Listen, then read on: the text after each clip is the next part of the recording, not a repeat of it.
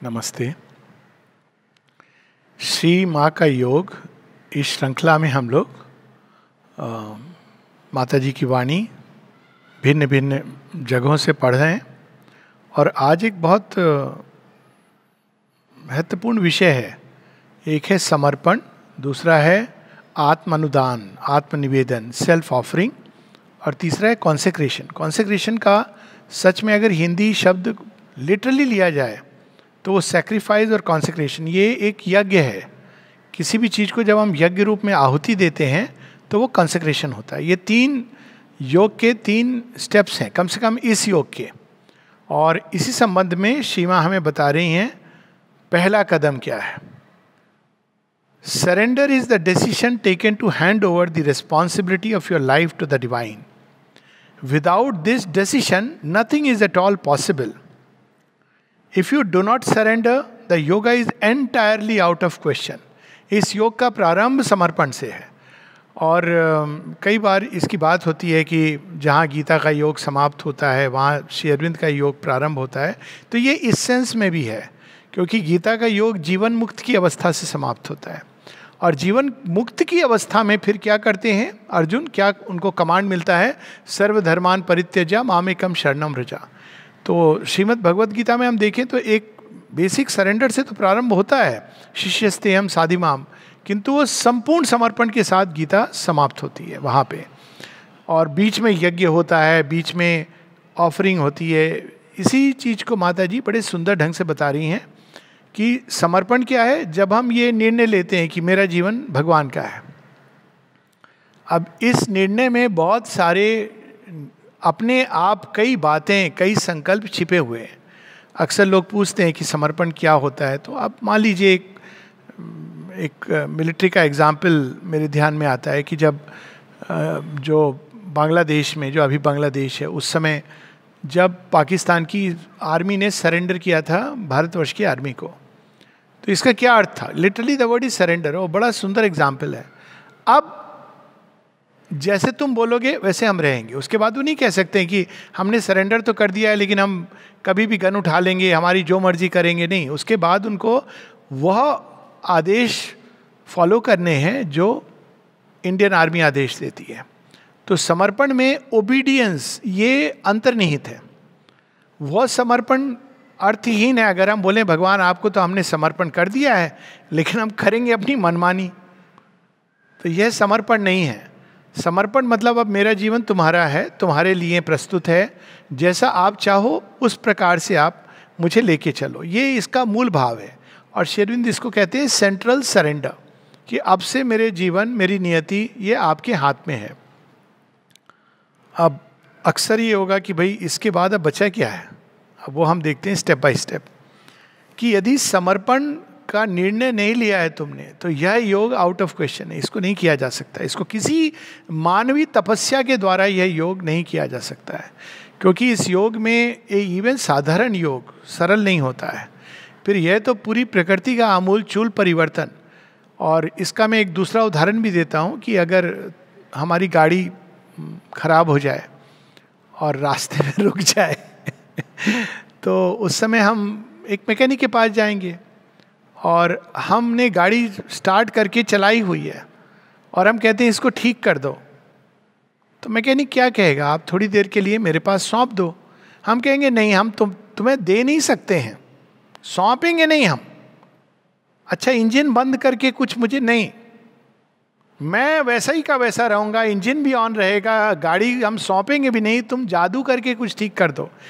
तो जो मैकेनिक है कहेगा साहब आप या तो अपना इलाज करवाओ कहीं जाके, या किसी दूसरे मैकेनिक के पास जाओ जो जादू टोना करता हो। तो समर्पण का मतलब ये नहीं कि हमारे जीवन में जादू टोना शुरू हो जाएगा। समर्पण तो प्रारंभ है कि अब ये जीवन तुम्हारा है। अब स्वाभाविक है, इसका मतलब है कि हमने अपने जीवन की जो गाड़ी है, जीवन की जो यात्रा है, केवल गाड़ी नहीं, जीवन की जो यात्रा है, जीवन का जो गंतव्य है, जीवन में जो घटनाक्रम है, वो सब हमने एक मूल रूप से उनके हाथ में सौंप दिया। अब जब सौंप दिया तो हम कंप्लेन नहीं कर सकते हैं, ये भी उसमें अंतर्निहित है।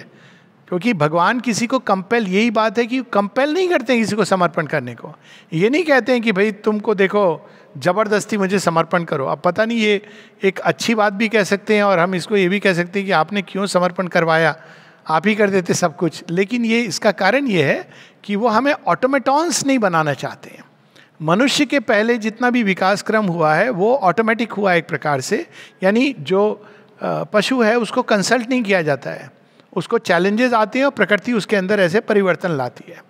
लेकिन पशु सचेत नहीं हो पाता कि मेरे अंदर क्या चेंजेस आए हैं, वो इस इवोल्यूशन का, विकास का भागीदार नहीं होता, इसीलिए वो इसको उस तरह से नहीं एंजॉय कर पाता जैसे कि एक मनुष्य कर सकता है। तो मनुष्य की भागीदारी है, इसलिए समर्पण का निर्णय उसको स्वयं लेना है। ये ऑटोमेटिक प्रोसेस नहीं है।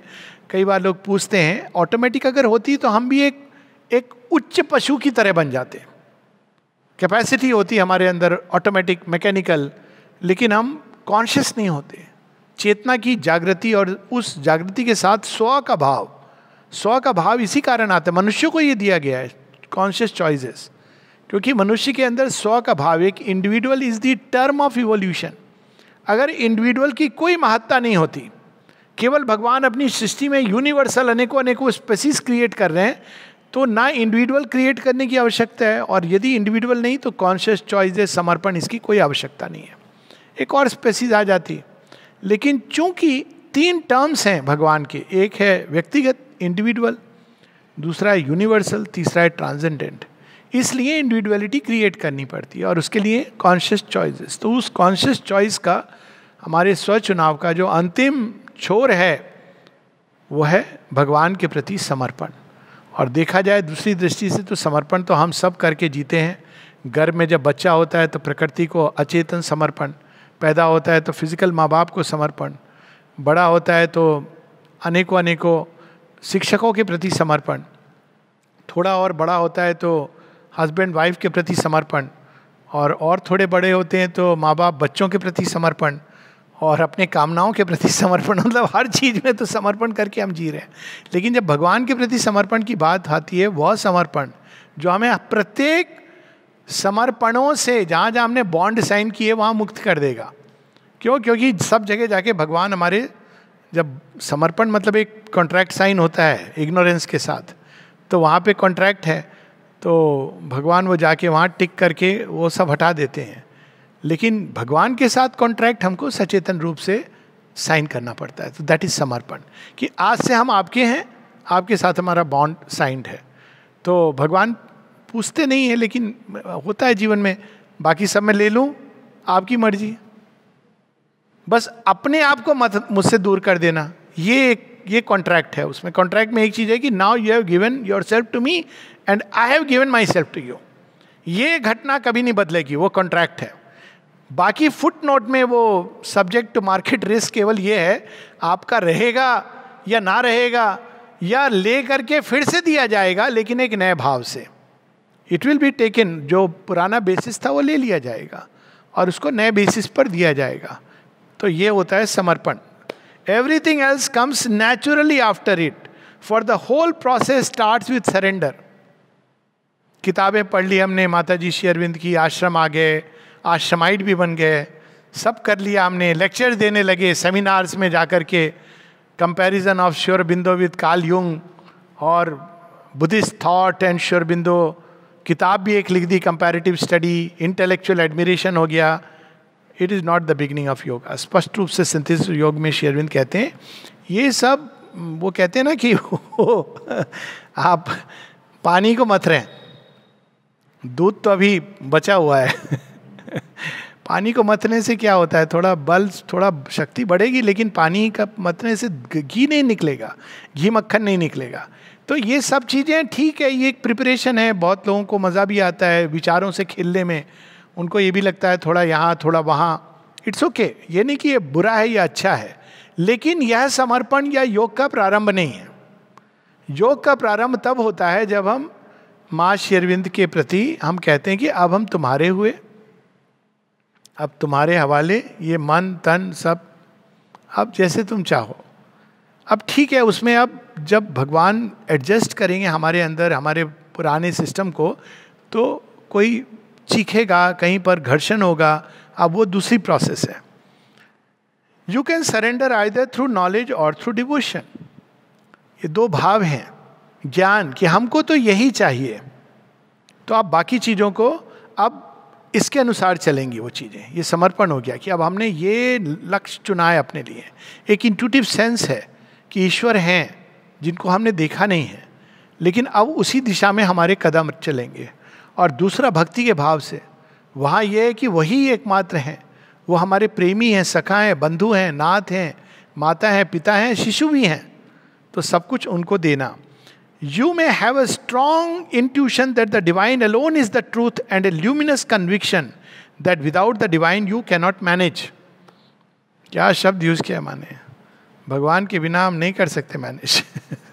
और सच में जब आदमी आगे बढ़ता है तो यही भाव दिखता है स्पष्ट रूप से कि सब कुछ है, लेकिन अगर एक क्षण को भगवान के, अच्छा तुझे मैं सब दे रहा हूँ, लेकिन मैं थोड़ी देर के लिए मैं थोड़ा रेस्ट कर लूँ, ये सब आप रखो अपने पास, पर खुद को हमारे साथ रखना. तो यू कैन नॉट मैनेज.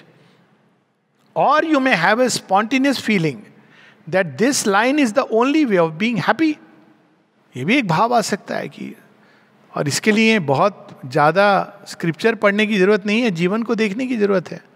कौन सी चीज़ें जो इंसान के साथ सदैव सर्वदा रहेगी. तो ये एक भाव की, और जिसने चख लिया एक बार वो जानता है कि सच्चा सुख तो इसमें ही मिलता है. A strong psychic desire to belong exclusively to the divine. ये सुंदर डिजायर है. डिजायर शब्द पे नहीं जाना है, डिजायर है ये. क्यों शेरविंद, ये माता जी नहीं बोल रही हैं एस्पिरेशन, पर एक डिजायर है, बड़ी सुंदर है. जैसे किसी ने फूल चोरी किए थे, किसी के घर में फूल लगे थे, और माइंड होता है ना, वो आ रहे थे थोड़े बाहर की तरफ, तो किसी सज्जन ने फूल चुरा लिए, पूछा नहीं उससे, और ले आए श्री अरविंद को, माता जी को भेंट करने के लिए. पर मन में ये भाव था कि मैंने गलत कर दिया क्या, चोरी की क्या. तो श्री अरविंद से कहा कि मैंने ऐसा ऐसा किया है. श्री अरविंद मुस्कुराते हुए बोले, साइकिक स्टीलिंग. भाव चैत्य था. तो भाव जहाँ चैत्य था तो फिर सबरी के झूठे बेर. तो ये भाव चैत्य है. तो ये psychic desire to belong exclusively to the divine. ये मतलब नहीं कि हमको कोई बाहरी संन्यास लेना है, सब है दुनिया में. श्री अरविंद की एक एफोरिज्म है, to commit adultery this world was perfectly created. यानी अब हैं तो हम भगवान के, और बड़े सुंदर ढंग से बताया, to commit adultery with God this world was perfectly created. We are bound to it by duty and custom and tradition, but our soul belongs to the divine. भाई हम कर्तव्य से बंधे हैं संसार से, नाना प्रकार के संबंधों में, लेकिन अगर कोई सीक्रेटली पूछे कि तुम किसके हो, सच बताऊं उसी का हूं, बताना नहीं किसी को. तो फिर तो मेरे साथ है संबंध. अब वो आपको अच्छा लग रही है ये बात या नहीं अच्छी लग रही, पर ट्रूथ यही है कि द्रौपदी के श्यामा के श्याम ही थे, वैसे उनका संसार था. तो उसी प्रकार से to belong to the divine. I do not belong to myself. अब यहाँ लोगों की भी बात नहीं करें. I do not belong to myself मतलब मैं अपने जीवन को, मेरा कैरियर, मेरी डिज़ायर, ये फॉलो नहीं कर सकता हूँ. I do not belong to myself, you say, and give up the responsibility of your being to the truth. अब मेरी सारे जीवन की ऊर्जाएं इसी दिशा में जाएंगी. तो ये तो अब यही पढ़ने से लगता हो गया योग, लेकिन ये प्रारंभ है. आगे आगे देखिए होता है क्या. Literally one can say here with truth. ये तो अभी तो इब्तिदा ए इश्क है, भगवान से प्यार का प्रारंभ है. अभी छीन झपट शुरू होगी. अब वहाँ पे वो कहते हैं देन कम सेल्फ ऑफरिंग. ऐसे नहीं चलेगा कि भगवान तेरा हो गया मैं. अच्छा वो जो चीज़ पड़ी है वो किसकी है? मेरी है प्रभु, दे दे. और वहाँ जो पड़ी है वो किसकी है? मेरी है, वो भी दे दे. तो ये सेल्फ ऑफरिंग है. अब आप प्रारंभ करते हो. ये केवल इतना नहीं है कि घर में मैंने लिख दिया पट्टा साइन करके कि ये घर आपका है, लेकिन रहूंगा मैं हत्या के मैं। अब हम रहेंगे तो केवल एज ए ट्रस्टी, हम ये अब क्लेम नहीं कर सकते। ये देखिए हरिश्चंद्र की कहानी में है ना, सत्य की खोज में निकले थे कि अब स्वप्न में तूने दे दिया है मुझे, क्या क्या दिया है। देखिए दोनों जगह ये आती है पराकाष्ठा, एक हरिश्चंद्र जी की कहानी में क्या क्या तूने दिया है। तो धीरे धीरे अंत तक, वो अंत में जा रहे हैं वस्त्र पहन के, कहते हैं ये वस्त्र पहन के तुम नहीं जा सकते हो, ये तो राजघराने के वस्त्र हैं। विश्वामित्र को जब उन्होंने दिया था, यही चीज श्री राम की कहानी में आती है कि अंत में उनसे ये कहा जाता है कि आप जो पादुकाएं हैं, इवन दैट, तो you can not own anything. इसीलिए जब श्री राम, जब माता सीता का हरण होता है तो अयोध्या से मोबाइल कांटेक्ट करके आर्मी नहीं मंगाते हैं। दशरथ कोई साधारण राजा नहीं थे, और दशरथ और राजा जनक अगर मिल जाते तो Ravan could not have been able to even imagine. लेकिन वो नहीं मंगाते हैं, क्यों? क्योंकि मैंने संन्यास लिया है, मेरा कोई अधिकार नहीं है। पूछते भी कुछ लोग हैं, जब आपका अधिकार नहीं है तो आप जो कर रहे हो दंडकारण्य में राक्षसों से सुरक्षित कर रहे हो, किस बेसिस पर कर रहे हो? तो कहते हैं कि भरत राजा है, मैं केवल उसका सेवक के रूप में ये कार्य कर रहा हूं, और धर्म की रक्षा करना हर मनुष्य का कर्तव्य है। That is his logic. धर्म की क्या व्याख्या की है, किस तरह के ये लोग थे, किस तरह का ये आदर्श है कि थोड़ा भी सकुचाते नहीं थे, त्याग ऐसे कर देते थे कि लगता था कि खून में बसा हुआ है। It is so inspiring. Bharatvarsh की जो कहानियां हैं बड़ा इंस्पायरिंग होता है। राम जी की कहानी कैसे उन्होंने बस यूं ही छोड़ दिया, चलो मैं चलता हूं, क्यों? पिताजी ने वचन दिया था, और त्यागा तो ऐसा त्यागा। भरत कहते हैं कि आप, मेरी आर्मी चलेगी, जैसे होती ना आजकल पदयात्रा, बस भी चलेगी, ट्रक भी चलेगी, सब आपकी सुविधाएं होंगी, लेकिन नाम के लिए मैं यात्रा कर रहा हूं, ऐसे नहीं करते राम जी। वो जेन्युइन पद यात्रा है, और उसमें कितने हजारों मील वो जाते हैं। पंचवटी में जाके आराम से रह सकते थे, लेकिन उनको पता है कि देयर इज अ मिशन। तो उस धर्म की रक्षा हेतु, धर्म की पूर्ति हेतु तो क्या क्या नहीं करते हैं। और वैसे भी एक सन्यासी के लिए एक जगह परमानेंटली रहना वॉज नॉट एक्सेप्टेबल। अब सेल्फ ऑफरिंग, आत्मत्याग, आत्म अनुदान, आत्मनिवेदन, उसमें माता जी कहती हैं हम क्या कहते हैं। पहला उन्होंने कहा, I do not belong to myself, I belong exclusively to you. ये से प्रारंभ हो गया। अब सेल्फ ऑफरिंग में क्या होता है, here I am a creature of various qualities, good and bad, dark and enlightened, I offer myself as I am to you. Take me up with all my ups and downs, conflicting impulses and tendency. Do whatever you like with me. इसलिए माँ एक जगह कहती हैं कि good और bad का जो ये आइडिया बड़ा स्ट्रांग होता है कुछ लोगों में, इट प्रिवेंट्स ऑफरिंग। जैसे हम ये एक ऐसी लाइन बना देते हैं ना, इस तरफ गुड उस तरफ बैड।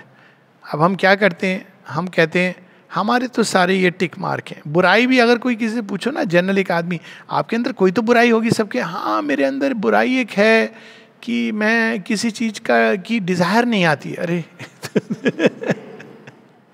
ऐसी बुराई, या मुझे थोड़ा हलवा अच्छा लगता है, ये मतलब ये कोई दिखती नहीं है। सबसे बड़ा बुराई अहंकार बैठा हुआ है वो तो बाद में भक्ति का अहंकार, ना जाने किस किस चीज का अहंकार। तो वो हम जब गुड और बैड में करते हैं तो हमारी एक प्रवृत्ति होती है कि नहीं बैड हमारा नहीं है। वो बड़ी एक बात थी, गांव में एक साधु गए तो वहाँ उन्होंने देखा कि एक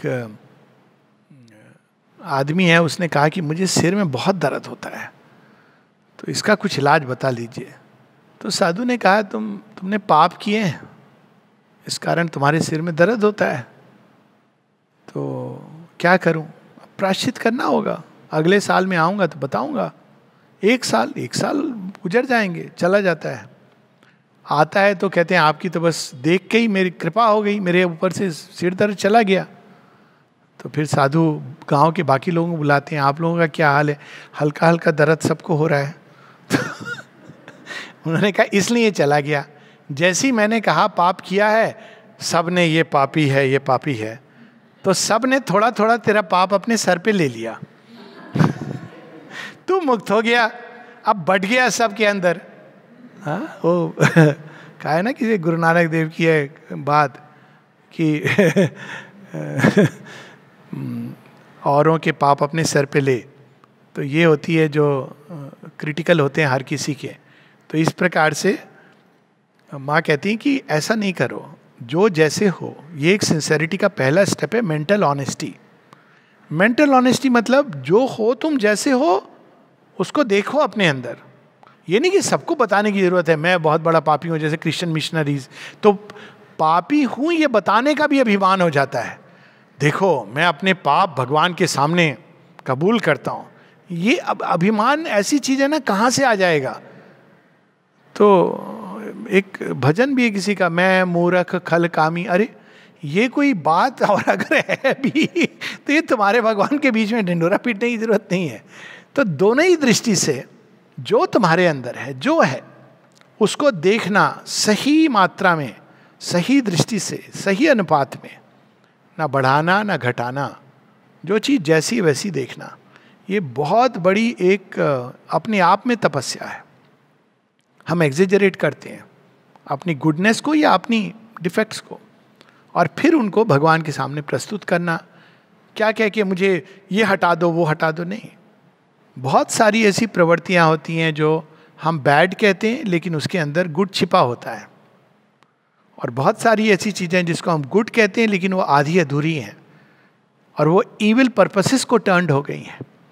तो इसलिए आप करो, अब ये हूँ मैं, अब ये देखना जरूरी है। यही सिंसेरिटी का पहला हिस्सा है कि मेरे अंदर ये भी है वो भी है। ये नहीं कि सब समय अपने ही उसमें लगे रहें, पर देख के उसको जैसे जैसे आती हैं जीवन में, अरे भगवान मैंने ये रिएक्ट किया, मुझे ऐसे नहीं करना चाहिए था, क्रोध आ गया प्रभु, बाहर मैंने कुछ नहीं कहा, बाहर तो मैंने मुस्कुरा दिया लेकिन अंदर में मेरे वो स्पंदन अच्छा नहीं था, ये आपको मैं देता हूं।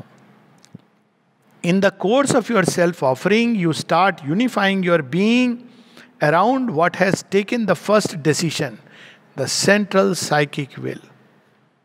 यही इनिशिएशन है।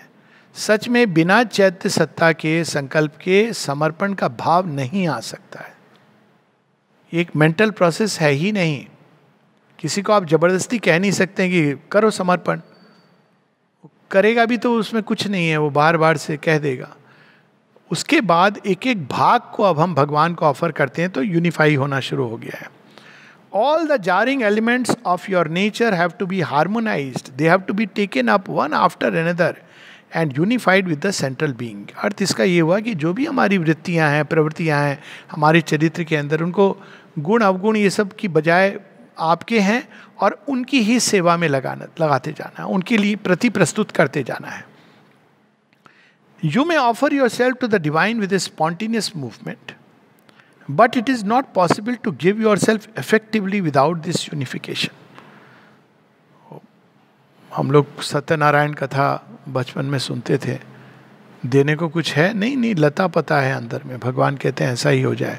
तो ऐसी कुछ है, हम छिपा के रखते हैं चीज़ों को अपने अंदर। तो उन सब चीज़ों को उद्घाटित करना है। The more you are unified, the more you are able to realize self-giving. और अब surrender has changed into self-giving. यहाँ तक कि जो हमारी सारे नेचर की जो गतियाँ हैं, प्रवृत्तियाँ हैं, वो हम उनको प्रस्तुत करते हैं। इसका एक उदाहरण ले लें कि कोई व्यक्ति हाथों से सक्षम है तो अपने हाथों को भगवान को प्रस्तुत करता है। इससे आप काम कर रहे हो, एम्ब्रॉयडरी कर रहा है या डाइनिंग रूम में कार्य कर रहा है, कोई भी हाथ का काम कर रहा है, या गदा ही चला रहा है रेसलिंग में, यहाँ तो वो भी है, कुछ भी काम कर रहा है, पाँव से, हाथ से, मुख से, वाणी से, वो सेवा के लिए प्रस्तुत कर रहा है। और इस तरह अपने पूरे बीइंग को प्रस्तुत करता है, भगवान को देता है। तो अब क्या बचा भगवान? सब देने के बाद में बचा है अभी थर्ड प्रोसेस। ये 3 स्टेजेस हैं पूरे, मतलब रूपांतरण की process. And once the self giving is complete, consecration follows. अब ये शुरू होता है. इंग्लिश में इस वर्ड का अर्थ होता है एक सीक्रेट सेरेमनी है ये, जिसको लोग अब गलत समझने लगे हैं. यूकरिस्ट, ये उसमें सेरेमनी होती है कॉन्सेक्रेट करने की. तो उसमें क्या करते हैं कि वो ब्रेड और वाइन, तो ब्रेड को कहते हैं ये क्राइस्ट का की देह है और वाइन क्राइस्ट का ब्लड है.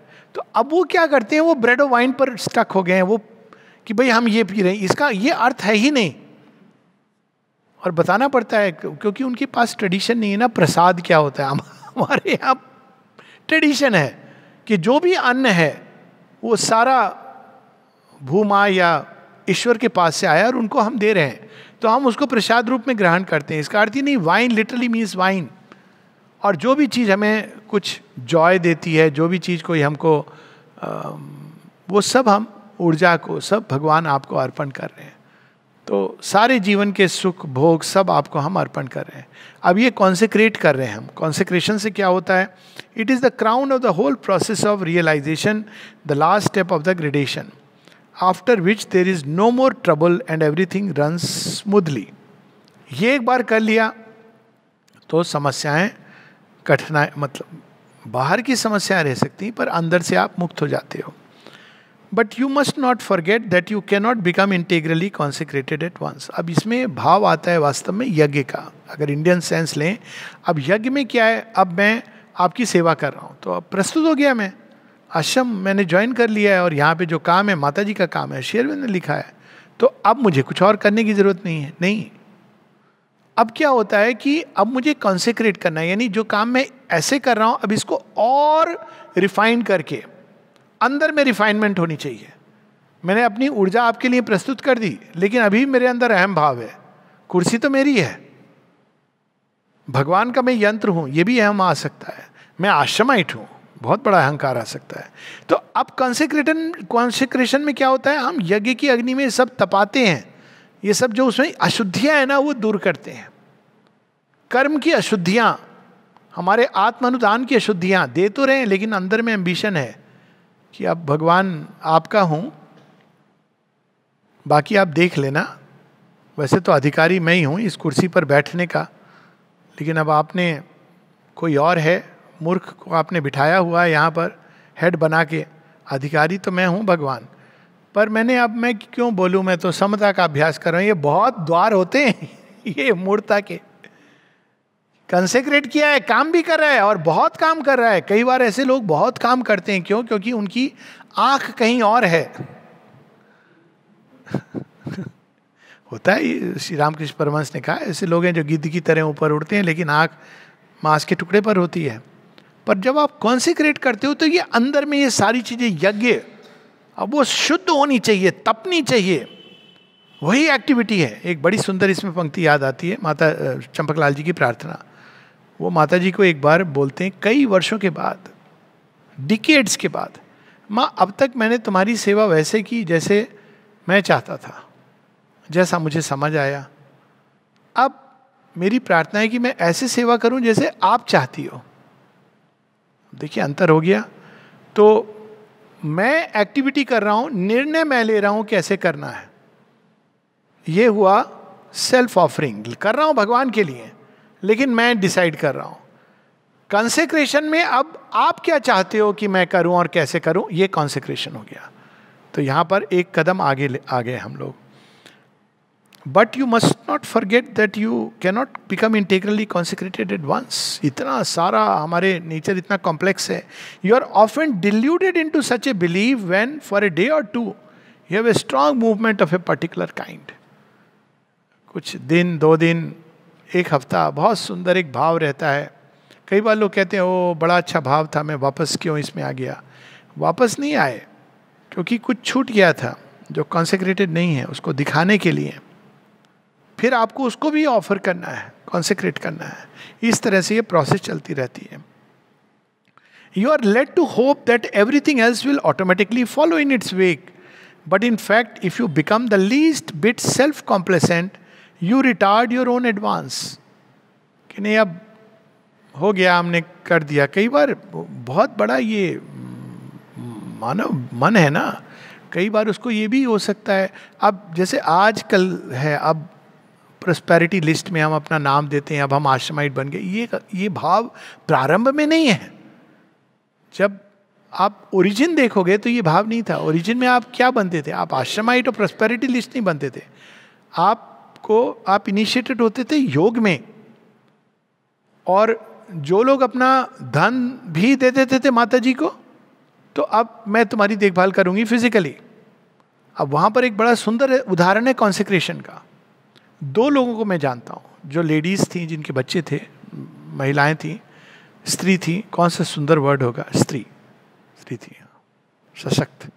तो उनकी संतान थी और पति नहीं थे, या पति थे लेकिन वो भी काम काज यही आश्रम में करने लगे। एक के थे, दूसरे के नहीं थे।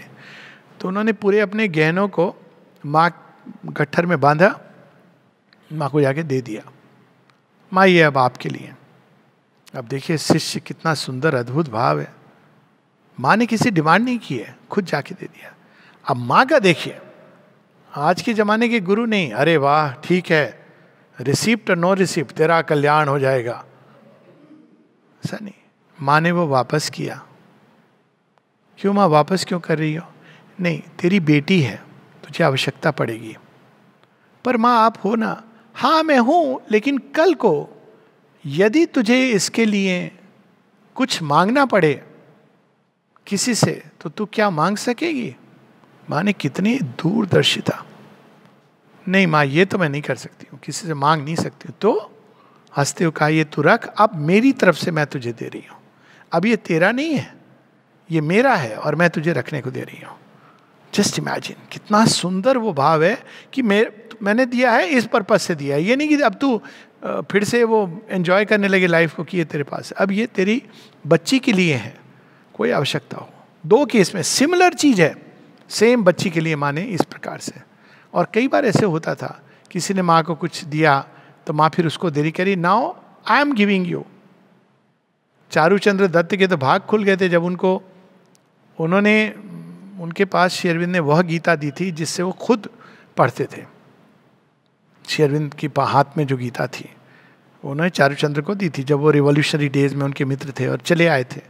तो चारूचंद्र दत्त, लंबी कहानी, कई बार मैंने इसकी बात की है, जब वो यहाँ पर आते हैं पांडिचेरी तो कहते हैं मैं श्री अरविंद की ये मेरे हाथ में थी, मैं आपको, श्री अरविंद को आप कृपया ये दे दें मेरी तरफ से। वैसे उन्होंने ही मुझे दी है, but I am giving it to you. अगले दिन माता जी बुलाती हैं, कहते हैं श्री अरविंद ने तुम्हारी गिफ्ट को स्वीकार किया और अब वे फिर से तुमको दे रहे हैं उनकी ओर से। Now you keep it from him again, once again. कितना अद्भुत है ये प्रोसेस। तो माँ कहती है एक लंबी प्रोसेस है। और क्यों है? For your being is full of innumerable tendencies at war with one another. तो सेल्फ ऑफरिंग से हम एक बनने की प्रोसेस है वो, और उसके बाद कॉन्सेक्रेशन से उसको ठोस बनाने की। एक बनना हुआ कि जहां आपने एकत्र कर लिया सब कुछ, कोई लकड़ी इधर उधर तो नहीं रह गई, अब भगवान को दिया कि ये आपकी है। अब भगवान उसका सुंदर गट्ठर बनाते हैं, उसको शेप तराशते हैं। तो ये तीसरी प्रोसेस है। When one of them gives itself to the divine, the others come up and refuse their allegiance. We have not given ourselves. ऐसा हुआ है। अभी हाल में मैं गया था स्पेन, तो बड़ी इंटरेस्टिंग एक घटना। ये पहले भी मैंने अलग अलग जगह सुन चुका हूँ, अलग अलग कंटेक्स्ट में सिमिलर चीज़। और इसीलिए कई बार ये इसके माध्यम से मैं कहना चाहता हूँ कि लोगों को ये मूर्खता नहीं करनी चाहिए। मूर्खता क्या थी कि एक बड़े धनिक व्यक्ति, उन्होंने वहाँ जो फाउंडेशन है उसके लिए पैसे दिए, तो फाउंडेशन उस पैसे से चलता था, धनी व्यक्ति थे, रिच थे। और फिर अचानक उनकी डेथ हो गई। जब डेथ हो गई तो जो महिला थी बता रही थी अब हम लोग के पास कठिनाई होती है धन की। मैंने कहा तो वो बड़े अमीर थे। मैंने कहा वो बड़े अमीर थे तो उन्होंने क्यों नहीं नाम कर दिया, या कम से कम एक ट्रस्ट बना देते, एक कॉर्पस दे देते। तो बोला यही तो उन्होंने नहीं किया, और बाद में जब करना चाहते थे बीवी बच्चों ने रोक दिया। अब देखिए, अब एक सुंदर काम जो प्रारंभ किया, अब माँ का काम रुकता नहीं है, लेकिन एक छोटी सी चीज, और धन है, कोई कमी नहीं है, जिसको वो एक कॉर्पस सम बना सकते थे। और भी जगह मैं जानता हूं जहां व्यक्ति चला रहे थे सेंटर, और उनके घर में बड़ा अच्छा, लोग बड़े खुश कि अरे बहुत अच्छा चल रहा है। जब उनकी मृत्यु हो गई तो वो सेंटर, नाम सेंटर है, मैं गया हूं ऐसी जगह, पर वहाँ एक खाट पड़ी है, पलंग, वो अलमारी पड़ी है, वहाँ कुछ और किताब। मैंने कहा ये कौन सा सेंटर है? नहीं उनके घर में है ना। मैंने कहा घर में है वो बात अलग है, लेकिन इन्होंने कभी ऐसे नहीं कि ये पूरी तरह अब मेरा कुछ नहीं है इसमें, सेंटर है तो अलग ढंग से आप करते हो। नहीं, ऐसा उन्होंने नहीं किया। अब उनके परिवार वालों के ऊपर है, अब वो नहीं है, they are not in sympathy. तो ये नचिकेता के पिता वज्रश्रवा वाला दान है कि आपने दिया भी या नहीं भी दिया। तो कॉन्सेक्रेशन में ये सारी चीजें आती हैं। जब दिया और नहीं दिया, बेंगलोर भवन की बात है, राजा का महल है, नेपाल के राजा का। तो मैं जब वहाँ गया तो नेपाल के राजा की फोटो वोटो, सेक्रेटरी बना था मैं कुछ दिन के लिए। तो अब उथल पुथल शुरू को मैंने सारी फोटो वोटो हटा दी। मैंने कहा किसी की फोटो नहीं रहेगी सिवाय महर्षि अरविंद की। नवजात जी की फोटो भी मैंने हटा दी। तो लोगों ने कहा अरे नवजात, मैंने कहा उनको बड़े खुश होंगे, I am sure he will be happy. और विजय भाई वॉज हैप्पी। मैंने कहा कोई बच्चा माँ का क्यों चाहेगा कि उसका चित्र रहे? तो सब हटा दिया। अब लोगों को बड़ी अब जेलसी, ये सब ना जाने क्या हुआ। उन्होंने नेपाल के महाराजा को, जिन्हें दिया था उसको,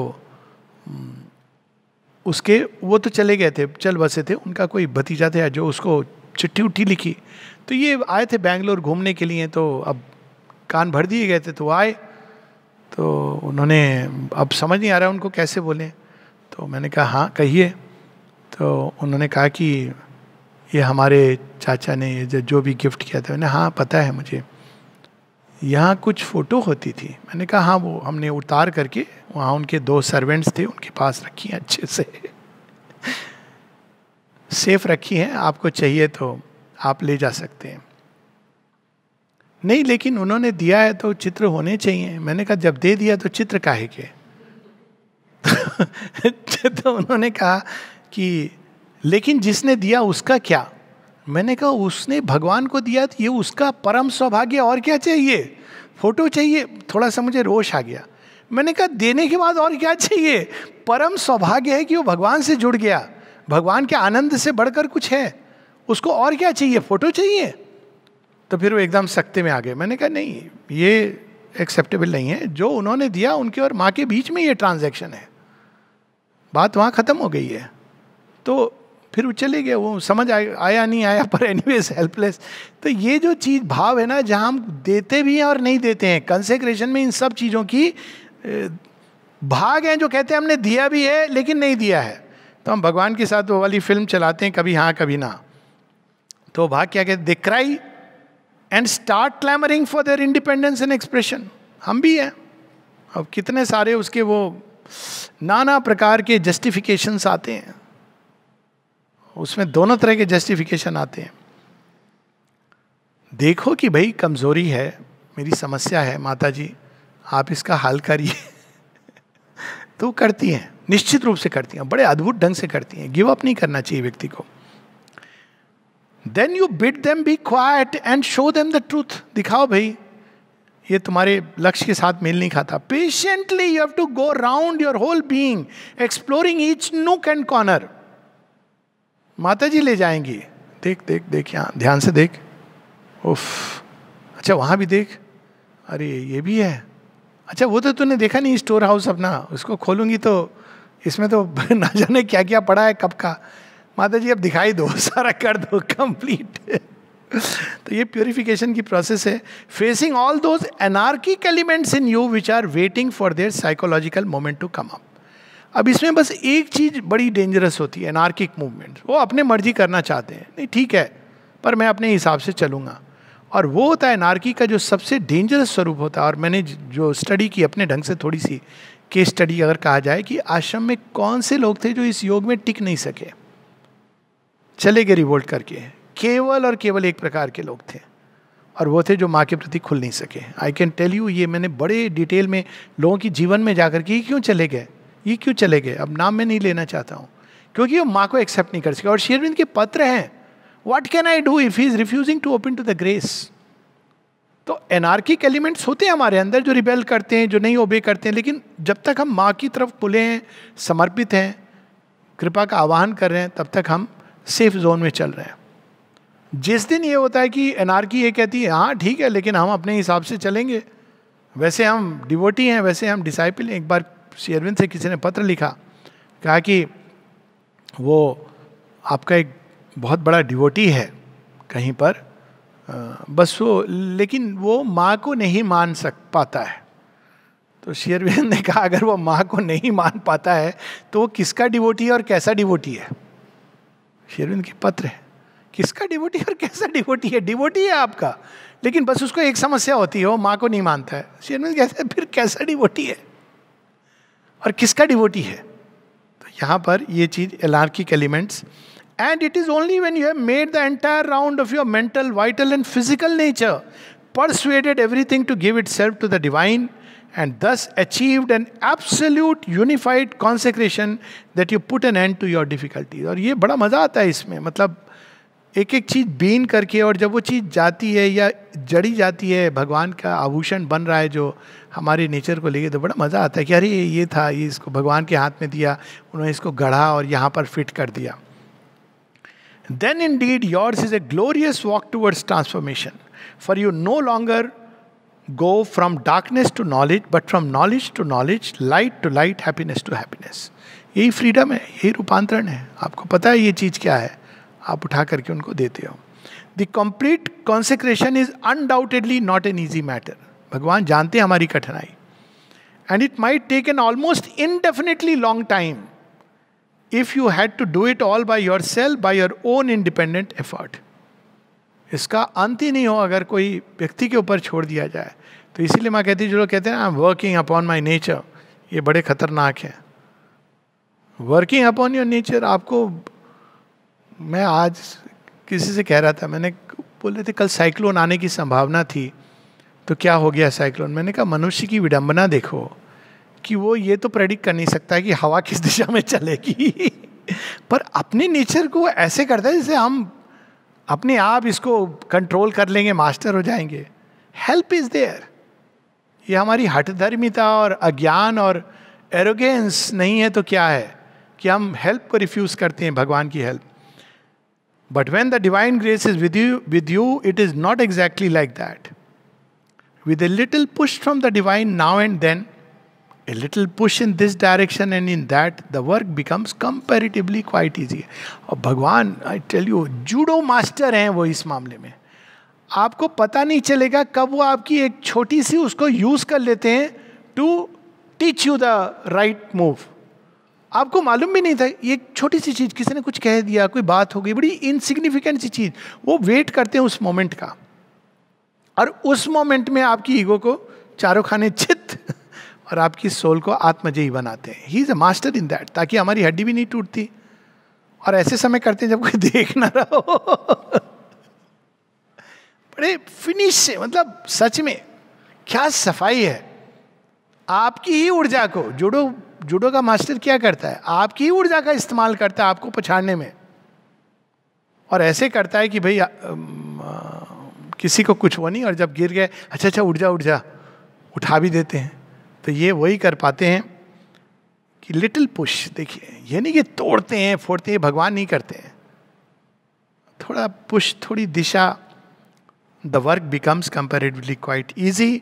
of course the length of time depends on each individual. इसकी कोई गारंटी नहीं है, 10 साल 20 साल का प्रोजेक्ट नहीं है. श्री अरविंद माता जी ने कहा है this takes hundreds of years, कई जन्मों का प्रोजेक्ट है. Nothing wrong with that. ये नहीं कि हमको फिर कहना चाहिए हो तब तो ठीक है हम एक लाइफ में जितना कर सकते हैं, लेकिन ये मानना चाहिए कि इसमें बहुत पेशेंस और परसिवरेंस की आवश्यकता है. Of course, the length of time depends on each individual, but it can be very much shortened if you make a really firm resolve. हम अपनी विल के द्वारा इसको छोटा कर सकते हैं समय. Resolution is the one thing required. Resolution is the master key. चाबी है रिजॉल्व, और फिर surrender, self offering, self consecration.